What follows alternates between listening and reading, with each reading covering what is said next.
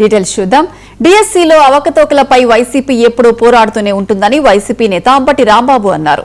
కూటమి ప్రభుత్వం అధికారంలోకి వస్తే మొదటి సంతకం డిఎస్సీ పైనే అని చెప్పి దానిని దగా డిఎస్సీగా చేశారని మండిపడ్డారు. నారా లోకేష్ స్పోర్ట్స్ కోటాలో డబ్బు తీసుకుని వారికి కావాల్సిన వారికి ఉద్యోగాలు ఇచ్చారని విమర్శించారు.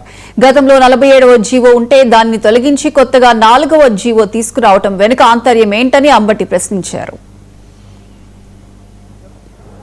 16,000 ట్రాన్స్పరెంట్గా చేసి ఉంటే ఎవరికి ఇబ్బంది లేదు.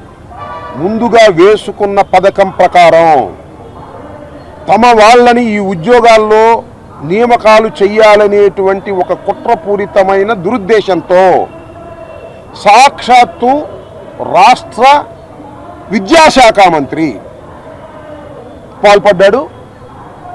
ఖచ్చితంగా 441 ఉద్యోగాలను, అంటే స్పోర్ట్స్ కోటాలో ఉన్న ఉద్యోగాలను తనకు కావాల్సిన వాళ్ళని వేసుకున్నాడు అని చెప్పి చంద్రబాబు నాయుడు గారు ఆయన ప్రకటించారు. అధికారంలోకి వచ్చారు.